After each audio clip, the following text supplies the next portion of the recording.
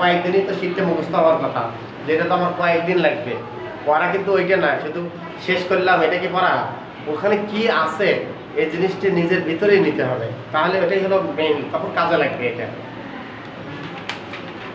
Digestive সিস্টেমে দেখি আমরা একটু কি করা যায়। ডাইজেস্টিভ সিস্টেমের অর্গানগুলো মুখস্থ করতে হবে। দেখেন যাই পড়াবো ডাইজেস্টিভ সিস্টেমের রোগে তো ধরেই নেই, যখন রোগে ধরবো তাহলে অর্গানগুলো আগে জানতে হবে, তাই না? যে অর্গানগুলো কি কি বলেন না এই আর বলেন তো আপনি। Oral cavity, good. তারপরে হ্যাঁ ইসোফেগাস, এখানে আরেকটা বাদ গেছে টাং, টাং হলো জিহ্বা, তারপরে ইসোফেগাস, হ্যাঁ স্মল ইন্টেস্টাইন, হ্যাঁ লার্জ হ্যাঁ ইন্টেস্টাইন, রেকটাম, অ্যানাস, হ্যাঁ anus, rectum, appendix, appendix, rectum, anus. হয়েছে। আপনি বলেন তো ডাইজেস্টিভ সিস্টেমের অর্গানগুলো কি ওইভাবে যেভাবে বললো একদিনই তো হওয়া হয় নাই, তাই না? এটা মেমোরাইজ করা লাগবে, মুখস্থ করা লাগবে, ঠিক আছে? মানে মেডিকেল সায়েন্সের ভিতরে জানিয়েই পড়েন এই জিনিসটা লাগবেই।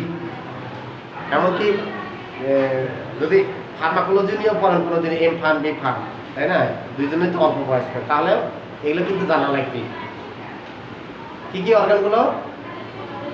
Oral cavity, tongue, oesophagus, oesophagus, তারপরে স্টোমাক, স্টোমাকের পরে হ্যাঁ স্মল ইন্টেস্টাইন, তারপরে লার্জ ইন্টেস্টাইন, অ্যাপেন্ডিক্স, হ্যাঁ আর রেকটাম, অ্যানাস। রেকটাম কোনটা?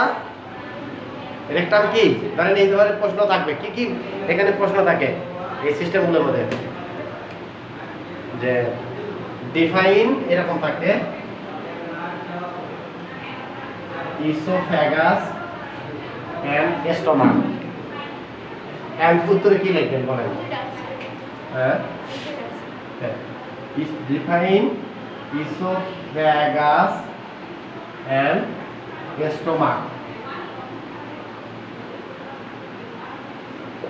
এটি 5 মার্ক। তাহলে ইসোফেগাস কাকে বলে, স্টোমাক কাকে বলে? আনসারে কি লিখবেন?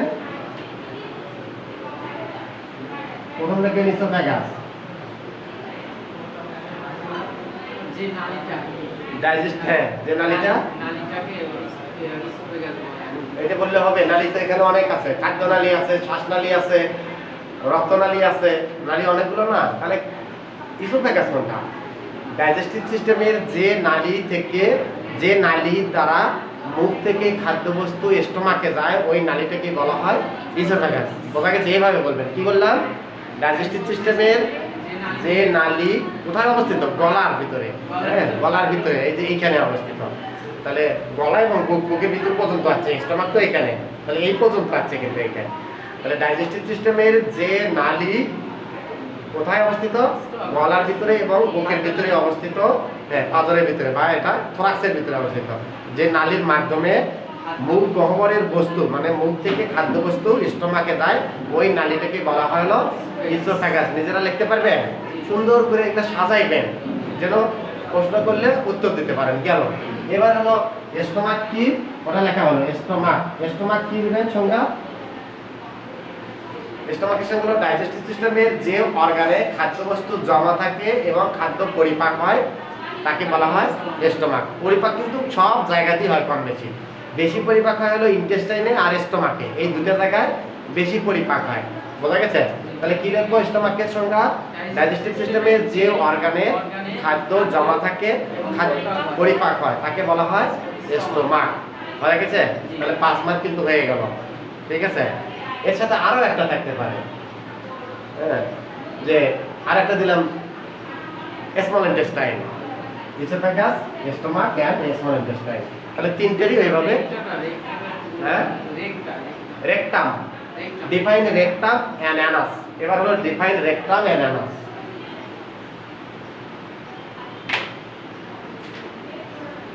Define rectum and anus. তাহলে आंसर দেন রেকটাম। রেকটামে आंसर কি লিখবো? রেকটাম কাকে বলে? ডাইজেস্টিভ সিস্টেমের যে অর্গানে কি হয় পায়খানা জমা থাকে, মল জমা থাকে, মল মানে স্টুল, মল জমা থাকে তাকে বলা হয় রেকটাম। বোঝা গেছে? ডাইজেস্টিভ সিস্টেমের যে অর্গানে পায়খানা জমা থাকে বা মল জমা থাকে তাকে বলা হয় রেকটাম। আর একটা হলো অ্যানাস। এবার অ্যানাসের সঙ্গে কি দেব? ডাইজেস্টিভ সিস্টেমের যে অর্গানের মধ্য দিয়ে পায়খানা বের হয় ওটাকে বলা হয় অ্যানাস বা মলদ্বার বা মলাশয়। সরি, মলাশয় না, মলদ্বার বা এটা হলো অ্যানাস, বায়ু। আমি কোন গ্রুপে? 30-এর এ। কয় নম্বর রুমে দিছে? এটাই 302। মানে আমি মরসেলা ছিলাম তো। হ্যাঁ হ্যাঁ হ্যাঁ, বসেন বসেন, এটা এই রুম। হ্যাঁ, ফ্যানটা কি দাম তো? একদম এই পাশেরটা, এই পাশের উপরে। হ্যাঁ হ্যাঁ হয়েছে। আমি তো দুদিন একলা ফিনিশ করছিলাম। মিস করলে কি কি কি পাইছেন? ডাইজেস্টিভ সিস্টেমটা ভালোভাবে পাইছেন? হ্যাঁ, এটা তো ছিল। ডাইজেস্টিভ জুস পাইছেন? স্ফিংটার পাইছেন? হ্যাঁ, স্ফিংটার পাইছেন? হ্যাঁ, এগুলো পাওয়া লাগবে। হ্যাঁ, ডাইজেস্টিভ সিস্টেমের রোগগুলোর নাম শিখছেন, তারপরে 2-3টে রোগ পাইছেন, এগুলো কিছুই পান নাই না? আস্তে আস্তে পাবেন, সবই পাবেন। মানে করোনার কারণে আমি অনেকগুলো আচ্ছা। অনেক সমস্যা। এপ্রিলের যে প্রথম যে 2 তারিখে ক্লাস হলো, ক্লাসের পর আর কোনো ক্লাস করতে হলো। আর একটা অনলাইনে একটা ক্লাস করলাম তো ভালো বুঝি নাই। অনলাইনে সবাই বুঝতে পারে না। এই জন্য আসলাম আজকে কষ্ট করে হলো। আচ্ছা, আর কোনটা করা দিচ্ছে? এখন এই ডাইজেস্টিভ সিস্টেম পড়াচ্ছি। তাহলে ডাইজেস্টিভ সিস্টেম তো অনেক বড় এবং অনেক গুরুত্বপূর্ণ। কার্ডিওভাস্কুলার সিস্টেম অনেক বড়, আবার অনেক গুরুত্বপূর্ণ। কার্ডিওলজি না? লেকচারশিট করতে কোনটা? Anatomy physiology. ব্যাগটা নিচে পিছনের দিকে রাখেন, ব্যাগটা যদি সামনে রাখলেন তাহলে লিখবেন কিভাবে? হ্যাঁ, ব্যাগটা ওই পাশে রাখেন, এখানে খাতা রাখেন, খাতা রেখে লেখেন রেকটাম কি। তাহলে প্রথম যে কাজটা, ডাইজেস্টিভ সিস্টেম কাকে বলে এটা জানা লাগবে। দ্বিতীয় কাজটা হলো ডাইজেস্টিভ সিস্টেমের অর্গানগুলো মুখস্থ রাখা লাগবে। ঠিক আছে? আপনি বলেন তো ডাইজেস্টিভ সিস্টেমের অর্গানগুলো কি কি? প্রথম হলো আমরা ডাইজেস্টিভ সিস্টেম কেন করব? ডাইজেস্টিভ সিস্টেমে করব হলো যে ডাইজেস্টিভ সিস্টেমের যে রোগগুলো হয় সেগুলো জানার জন্য। মূল উদ্দেশ্য কি? রোগগুলো জানা এবং রোগগুলোর চিকিৎসা দেওয়া, এটাই তো মূল উদ্দেশ্য। এইটার উদ্দেশ্যেই এত কিছু জানবো, তাই না? তাহলে ডাইজেস্টিভ সিস্টেমে কিন্তু বেশি রোগ হয়। যেমন কি কি রোগ হয়? ভমিটিং মানে বমি হওয়া, ডায়রিয়া, কলেরা, টাইফয়েড, তারপরে hyper acidity, gastric ulcer, duodenal ulcer. এগুলো হলো কিসের রোগ? ডাইজেস্টিভ সিস্টেমের রোগ। তাহলে এই রোগগুলো একটু লেখেন তো, তাহলে আস্তে আস্তে মনোযোগ থাকবে বেশি। ডাইজেস্টিভ সিস্টেমের রোগ সমূহ।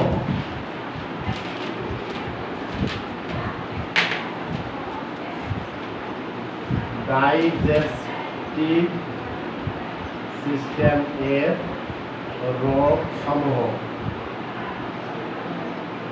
1 নম্বর, প্রথম দেন হাইপার অ্যাসিডিটি। হাইপার অ্যাসিডিটি এর বাংলা হলো অতি অম্লতা।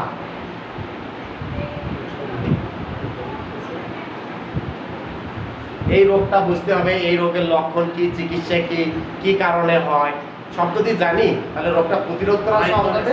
হাইপার অ্যাসিডিটি ডাইজেস্টিভ সিস্টেমের 1 নম্বর রোগ হলো হাইপার অ্যাসিডিটি। 2 নম্বর রোগটা হলো পেপটিক আলসার ডিজিজ।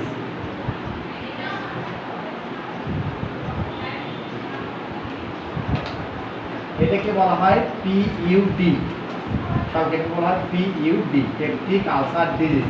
এই পেপটিক আলসার ডিজিজ 2 ধরনের, একটা হলো গ্যাস্ট্রিক আলসার আর একটা ডিউডেনাল আলসার। গ্যাস্ট্রিক আলসার আর 2 নম্বরটা হলো ডিউডেনাল আলসার।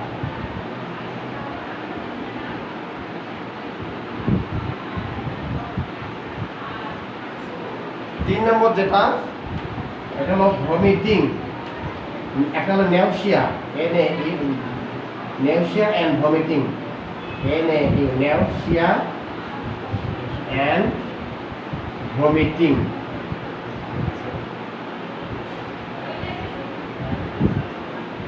এটা একটা, এটা একটা একই ধরনের, সেজন্য এইভাবে লিখছি। 4 number diarrhoea, diarrhoea.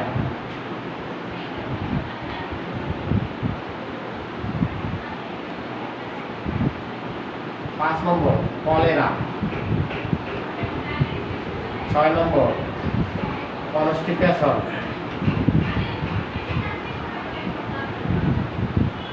7 number vomiting, sir 2 নম্বরটা হলো পেপটিক আলসার ডিজিজ। হ্যাঁ ভমিটিং। 8 number typhoid. এগুলো হলো কমন ডিজিজ। 3 নম্বরে হ্যাঁ 3 number 2 number number 3 number peptic ulcer disease, nausea and vomiting. Nausea হলো বমি বমি ভাব। ডায়রিয়া। 7 নম্বরে ও ভমিটিং তো লিখছি, এটা আর লেখা লাগবে না। 7 নম্বরে আসবে এটা টাইফয়েড।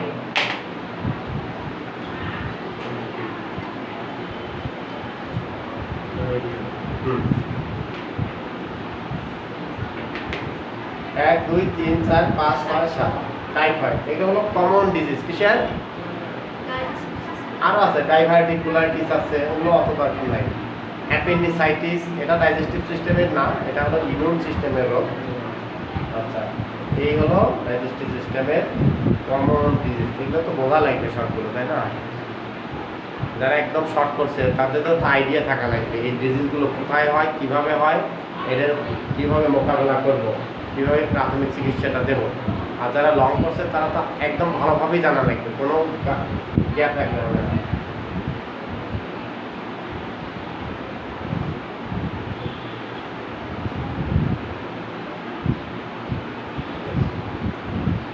বুঝছে? তাহলে এগুলো হলো কি ডাইজেস্টিভ সিস্টেমের কমন ডিজিজ।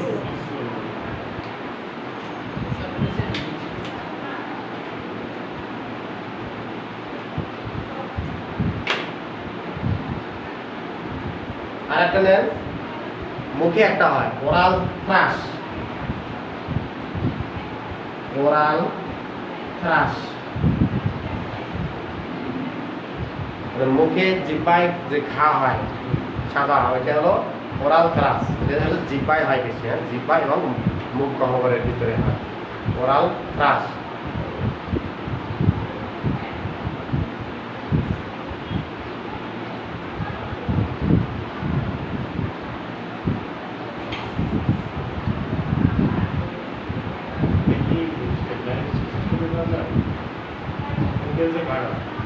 আর একটা নেন টনসিলাইটিস, এটা ডাইজেস্টিভ সিস্টেমেরই। টনসিলাইটিস নাম শুনছেন? টনসিল, টনসিল শুনুন নাই? সেই টনসিলে হয় হলো টনসিলাইটিস।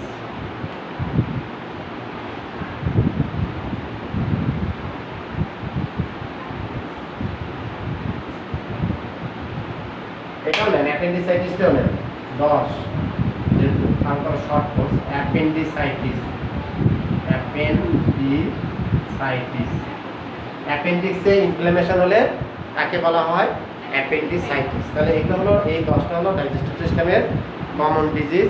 এখন আমরা প্রথমে কি করব, ডাইজেস্টিভ সিস্টেমের কি জানবো, অর্গানগুলো জানবো। হ্যাঁ, যে কোনো অর্গান নিয়ে ক্লাস করলেই যেন বুঝতে পারেন যে এটা এই জায়গায় নিয়ে ক্লাস করতেছি। আমি স্টোমাক নিয়ে আলোচনা করতেছি, স্টোমাক চেনেন না, সে কোন সিস্টেমের অর্গান, এটার কাজ কি কিছুই বুঝবেন না, তাহলে হলো কিছু কোনো লাভই হবে না বুঝে বুঝে।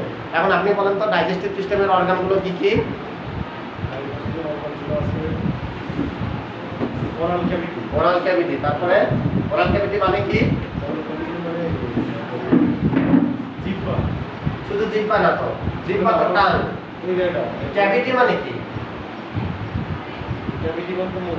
ক্যাভিটি মানে মুখ, তাহলে মুখে আসলে আমি যে মুখের সার্ভিসটা নিয়ে এটা হলো ওরাল ক্যাভিটি। ওরাল ক্যাভিটি বলতে মুখ গহ্বরটা বোঝায়। এখন মুখ গহ্বরের চতুর্দিকে তো মাংস আছে, তাই না? ওগুলোই আসবে হলো ওরাল ক্যাভিটি। আর তারপরে আরেকটা অর্গানের নাম হলো কান। টাং। আচ্ছা, আরেকটা অর্গানের নাম ভিতরে। কান, ভিতরে না জিহ্বা। জিহ্বা। হ্যাঁ, জিহ্বাটার নাম হলো কান। আর জিহ্বার গোড়ায় থাকে হলো টনসিল। জিহ্বার গোড়ায় থাকে টনসিল। এমনি স্বাভাবিক অবস্থায় দেখা যায় না, তাহলে টনসিলের ওখানে গঠনটা আলাদা, ওখানে কোষগুলো আলাদা। তাহলে টনসিল কোথায় থাকে? জিহ্বার গোড়ায় থাকে টনসিল। টনসিল যখন ফুলে ওঠে তখন বোঝা যায় যে টনসিলাইটিস হয়েছে। ফুলে না গেলে বোঝা যায় না, ব্যথা না করলে বোঝা যায় না। ফুলে গেলে তাহলে জিহ্বার গোড়ায় ফুলে গেলে বা ব্যথা করলে বোঝা যায়। হ্যাঁ, সেগুলা গেলে ব্যথা করলে তখন বোঝা যাবে যে কি টনসিলাইটিস হয়েছে। মানে টনসিল কি?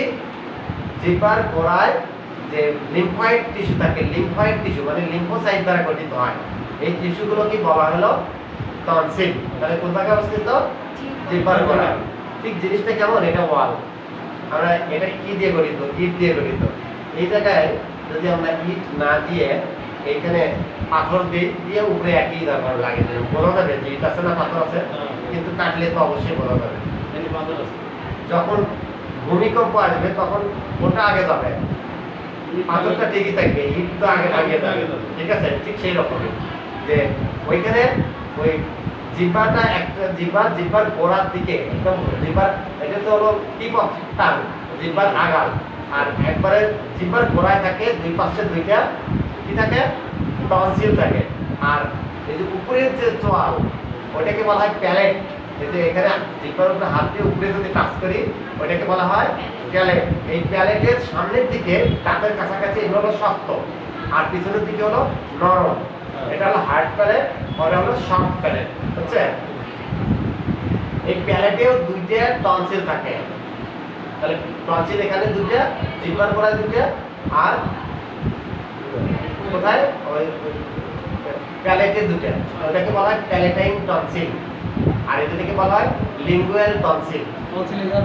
না, ওখানে না, আসলে অ্যাকচুয়ালি কি জিহ্বার দেখেন আমরা দেখি তো এই জায়গাটা, তাহলে এই জায়গাটা না, এখন ওখানে দেখেন কেন? আপনি ব্যথা করেন।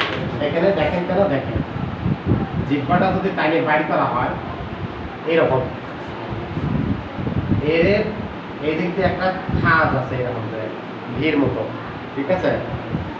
এইটা এই পোর্শনটা থাকে হলো মুখের ভিতরে, আর এই পোর্শন নিচের দিকে গলার ভিতরে গিয়ে থাকে। বলা গেছে? তাহলে এই অংশটাকে বলা হয় হলো ওরাল টাং মানে মুখের, আর এটা হলো ফ্যারেঞ্জিয়াল টাং মানে ফ্যারিংসে থাকে। ফ্যারিংস কি? নাক এবং মুখের পিছনে গলার যে অংশটা, ওই অংশটাকে বলা হয় ফ্যারিংস। তাহলে জিহ্বার এই অংশ থাকে, এই অংশকে বলা হয় ওরাল টাং, এটা মুখের ভিতরে থাকে। আর এই অংশ থাকে হলো ফ্যারিংসের ভিতরে, এটা হলো গলার ভিতরে। ঠিক আছে, এই যে এখানে বলা হয় ফ্যারেঞ্জিয়াল টাং। বোঝা গেছে জিনিসটা? তাহলে টনসিলটা কোথায় থাকে? টনসিল কি এই জিহ্বায় থাকে? ওরাল মানে ওরাল টাঙ্গে থাকে না, থাকে হলো ফ্যারেঞ্জিয়াল টাঙ্গের আরো গোড়ার দিকে। এই যে এই দুটা, বোঝা গেছে? একদম নিয়ে যাওয়া সাপ দেখি কিছুটা হলো। তাহলে দেখেন স্বাভাবিকভাবে যখন বাইর করলাম তখন এইটা উঠে আসলো, কিন্তু যখন ভিতরে নিলাম তখন ওইটা এখানে গেছে না, বোঝা গেছে? এখানে গেছে, কিন্তু ফ্যারেঞ্জিয়াল টনসিলটা, ফ্যারেঞ্জিয়াল টাংটা এখানে গেছে। আর এই ফ্যারেঞ্জিয়াল টাংই অবস্থিত দুটো টনসিল, সেটার নাম হলো ফ্যারেঞ্জিয়াল টনসিল।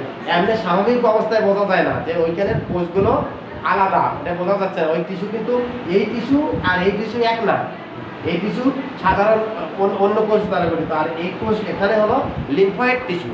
এই টিস্যুর নাম হলো লিম্ফয়েড টিস্যু। আর লিম্ফয়েড টিস্যু যেখানে যেখানে আছে এদের কাজই হলো রোগ প্রতিরোধ করা, মনে থাকবে? তাহলে লিম্ফয়েড টিস্যু কাকে বলা হয়? যে টিস্যু লিম্ফোসাইট দ্বারা গঠিত ওই টিস্যুকে বলা হয় লিম্ফয়েড টিস্যু। আর লিম্ফয়েড টিস্যুর কাজ কি? রোগ প্রতিরোধ করা, মনে থাকবে? তাহলে এটা একটু লিখে রাখেন তো।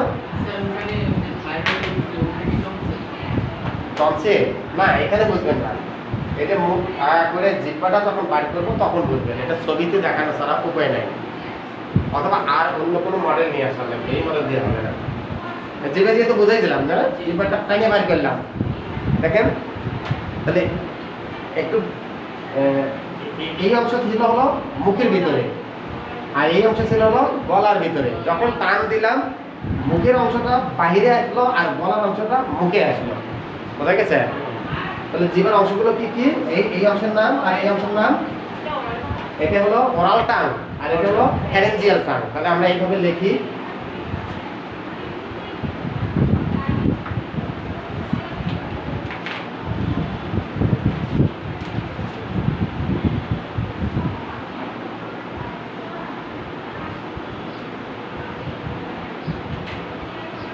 anatomy of tongue, anatomy of tongue। টাঙ্গের মেডিকেল নাম জানেন কি? গ্লোসা। টাঙ্গের মেডিকেল নাম হলো গ্লোসা, GLOSSA, গ্লোসা। তাহলে টাঙ্গের অ্যানাটমি তো জানি। অ্যানাটমি কি? ব্যবচ্ছেদ বিদ্যা, যে কোথায় কি আছে গঠন জানবো আমরা, তাই না? তাহলে জিহ্বার এই অংশকে বলা হয় ওরাল টাং, আর এই অংশ আরেকটু বর্ধিত করে দেন। এটা হলো ফ্যারেঞ্জিয়াল টাং, ফ্যারেঞ্জিয়াল টাং, আর এটা হলো ওরাল টাং। এখন হলো এই যে এই ফ্যারেঞ্জিয়াল টাঙ্গে দুইটা অংশ থাকে। এইটা লিম্ফয়েড টিস্যু, এটা হলো লিম্ফয়েড টিস্যু। এই লিম্ফয়েড টিস্যু দুটো কি বলা হলো? টনসিল। তাহলে এটা কি টনসিল? এটা হলো লিঙ্গুয়াল টনসিল, ঠিক আছে? Lingual tonsil.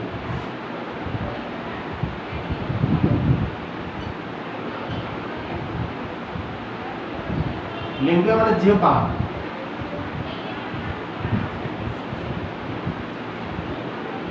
এটা কি দ্বারা গঠিত? লিম্ফয়েড টিস্যু দ্বারা গঠিত। এটা হলো লিম্ফয়েড টিস্যু। আর লিম্ফয়েড টিস্যু কি দ্বারা গঠিত? লিম্ফোসাইট দ্বারা গঠিত, ঠিক আছে? লিম্ফোসাইট কি? হলো রক্তকোষ। রক্তের যে কোষগুলো থাকে তাকে বলা হয় রক্তকোষ। এই রক্তকোষেরই একটা হলো লিম্ফোসাইট, ঠিক আছে?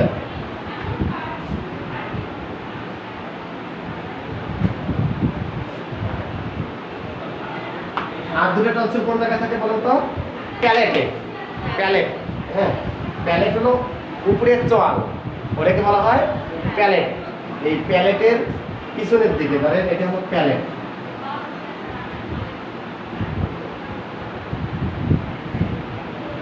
এখানে দাঁতগুলো অবস্থিত।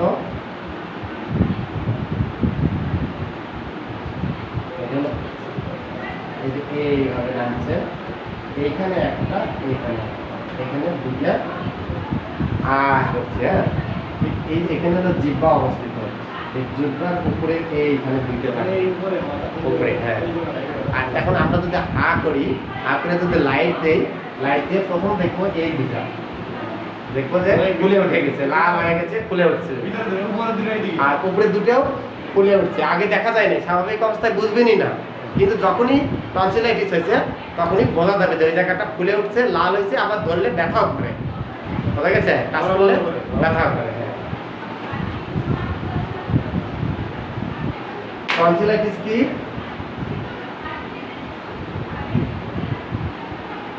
এটা লিখে নেন। টনসিলে ইনফ্লামেশন হলে তাকে টনসিলাইটিস বলে।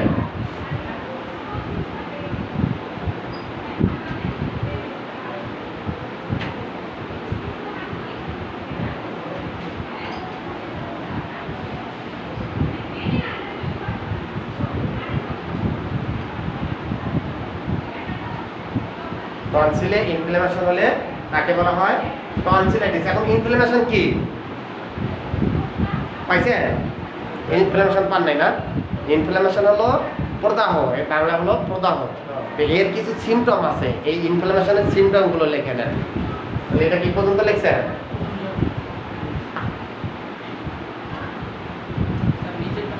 হ্যাঁ, ইনফ্লামেশন। ইনফ্লামেশন জিনিসটা ভালোভাবে বুঝতে হবে, এটা খুবই দরকার।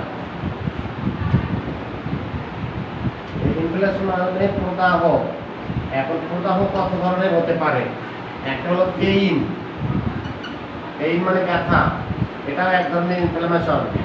2 নম্বর ইচিং, ITCHING, ইচিং মানে চুলকানো, এটাও এক ধরনের ইনফ্লামেশন। বার্নিং, বার্নিং মানে জ্বালা পোড়া করা, এটাও এক ধরনের ইনফ্লামেশন। সোয়েলিং, ফুলে ওঠা, এটাও এক ধরনের ইনফ্লামেশন। রেডনেস, সোয়েলিং মানে ফুলে ওঠা, রেডনেস লাল হওয়া, ওয়ার্ডনেস,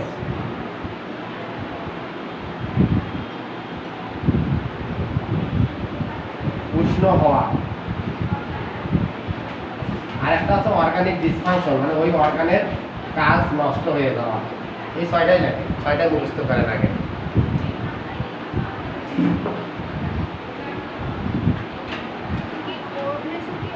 ওয়ার্ম মানে কি? উষ্ণ, সেই ওয়ার্মনেস। ডাব্লু ও হবে না, এ হবে, এ হবে, এ দেখ warmness, warmness, any double S. Warmness হলো উষ্ণ হওয়া বা গরম হওয়া। এই তাহলে ইনফ্লামেশন কয় ধরনের পেলাম? 6 ধরনের ইনফ্লামেশন হতে পারে। কোনটা হলো ব্যথা করবে, সেটাও ইনফ্লামেশন, জ্বালা পোড়া করবে, সেটাও ইনফ্লামেশন, চুলকানো, সেটাকেও বলা হয় ইনফ্লামেশন, তাহলে ইনফ্লামেশন। আর রেডনেস হলো লাল হওয়া, বা ওয়ার্মনেস সোয়েলিং হলো ফুলে যাওয়া। ঠিক আছে, দেখেন তো এখানে আঘাত করলাম, কি কি ইনফ্লামেশন হবে? ব্যথা হবে, উষ্ণও হবে, শুকিয়ে গেল, তারপরে লাল হবে, 3টে গেল, আর ফুলে উঠবে। তাহলে 4টে ইনফ্লামেশন আমরা এখানেই বুঝলাম। যদি একটা মশা কামড় দেয় কি হয়? জ্বালা পোড়া করে না চুলকায়? চুলকায়, ওটা হলো ইচিং। অ্যালার্জি যদি বেড়ে যায় তাহলে চুলকায়। ঠিক আছে, আর জ্বালা পোড়া কোনটা? জ্বালা পোড়া হলো আগুনে পুড়ে গেলে তখন জ্বালা পোড়া করে, রোদের ভিতরে গেলে জ্বালা পোড়া করে। হ্যাঁ, তখন জ্বালা পোড়া করে। আচ্ছা, ওটা হাইপার সেনসিটিভিটি রিঅ্যাকশন। তাহলে আমরা এই কয়টা মুখস্থ করবো কিন্তু। দেখছেন, একটু আগে বললাম কি টনসিলাইটিস কাকে বলা হয়? বলেন তো কি? টনসিলে ইনফ্লামেশন হলে তাকে বলা হয় টনসিলাইটিস, তাই না? এইভাবে বললাম না? তাহলে ইনফ্লামেশন দেখেন, টনসিলে কি কি হতে পারে? পেইনও হতে পারে, ইচিংও হতে পারে, বার্নিংও হতে পারে, সোয়েলিংও হতে পারে, রেডনেসও হতে পারে, ওয়ার্মনেসও হতে পারে। এই লক্ষণগুলো সবগুলোই যে হবে তা না, এই 2-3টে হলো, যে কোনো 2 দিনে পাইলে, হ্যাঁ 2-3টে পাইলে হলো। যে কোন জায়গায় হচ্ছে? টনসিলে হয়েছে, যে টনসিল ফুলে গেছে, ব্যথা করতেছে, লাল হয়ে গেছে, তাহলে এটা কি রোগ? টনসিলাইটিস। বোঝা গেছে জিনিসটা? তাহলে যতগুলো রোগের সংখ্যা দেব, এই ইনফ্লামেশন কথাটা কিন্তু আসবে। বোঝা গেছে? মানে এগুলো রিলেটেড হলে এটা টনসিল সমস্যা আছে। হ্যাঁ, এগুলো যে কোনো ডিজিজে এই প্রত্যেকটা রোগী এই সমস্যাগুলো আসবে। এগুলো সমস্যা না হলে তো রোগী ডাক্তারের কাছে আসবে না। এগুলোই লক্ষণ প্রকাশ করে। এখন কোন জায়গায় লক্ষণ প্রকাশ পাইছে? টনসিলে মানে টনসিল রিলেটেড এগুলো, হ্যাঁ, টনসিলে এই সমস্যাগুলো হবে, এই হয় ফুলে সমস্যাগুলো উঠবে, লাল হবে, হ্যাঁ চুলকাবে। তখন আমরা টনসিলাইটিসটা কিভাবে বুঝবো? আগে প্রথম যেটা করবো যে রোগী বলবে কি? সিম্পটম বলবে। রোগী যেটা আসে বললে ওটাকে বলা হয় সিম্পটম। আর ডাক্তার পরীক্ষা নিরীক্ষা করার পর যেটা পাবে ওটার নাম হলো সাইন। আর দুটোর সমন্বয়কে বলা হয় ক্লিনিক্যাল ফিচার। মনে দেখবে সিম্পটম কোনটা? রোগী এসে যেটা বলবে, যে রোগী যদি না বলে যে আমার গলার ভিতরে ব্যথা করতেছে, তাহলে ডাক্তার কখনোই গলা দেখবে না কিন্তু। ঠিক আছে, রোগীকে কিছু বলতে হবে, না হলেও কথা না বলতে পারলেও ইশারা দিয়ে দেখাবে এই জায়গা, তাহলে এই জায়গা নিয়ে চিন্তা করবে ডাক্তার। ঠিক আছে, আমি লিখছি টনসিলাইটিস। তাহলে টনসিলাইটিস কাকে বলে?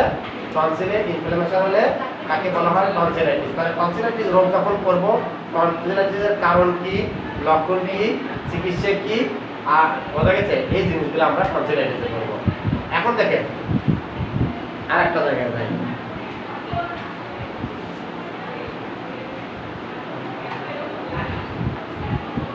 লেখছেন কয়টা? বলেন তো কি কি? হ্যাঁ, ইনফ্লামেশনের সিম্পটম। এটার প্রশ্ন থাকলে mention the symptom of inflammation.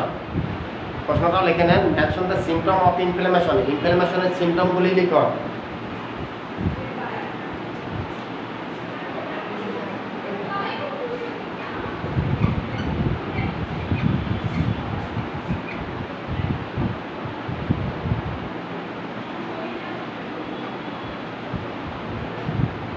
Mention the symptom of inflammation. ইনফ্লামেশনের সিম্পটমগুলি লিখো। তাহলে ইনফ্লামেশনের সিম্পটমগুলো ওইভাবে লিখবেন। অ্যান্সার লিখবেন সিম্পটম অফ ইনফ্লামেশন, এই 6টা পয়েন্ট লিখবেন। 5 মার্ক কিন্তু এটাতে। কোন পরীক্ষায় থাকবে? প্র্যাকটিস অফ মেডিসিনে। প্র্যাকটিস অফ মেডিসিন মানে চিকিৎসার যে সাবজেক্টটা, সেটার মধ্যে কিন্তু এটা একটা কমন প্রশ্ন।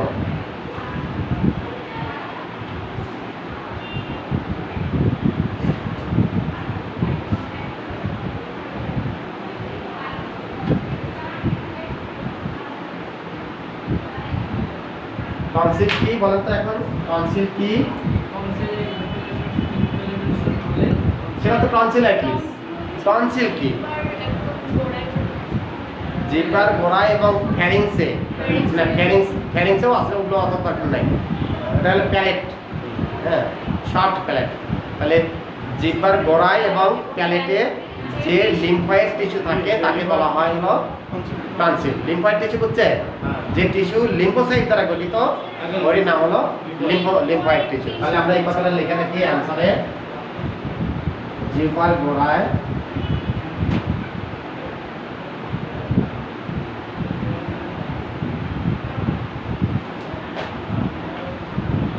জিহ্বার গোড়ায় এবং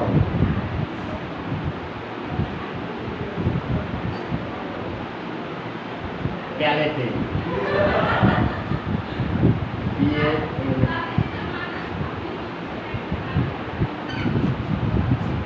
যে লিম্ফয়েড টিস্যু থাকে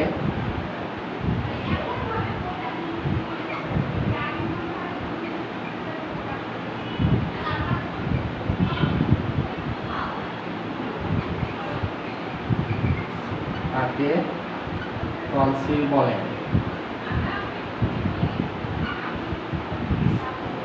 আর এই টনসিলে ইনফ্লামেশন হলে তাকে বলা হয় টনসিলাইটিস। তাহলে টনসিলগুলো কি কি? লিঙ্গুয়াল টনসিল আর প্যালেটাইন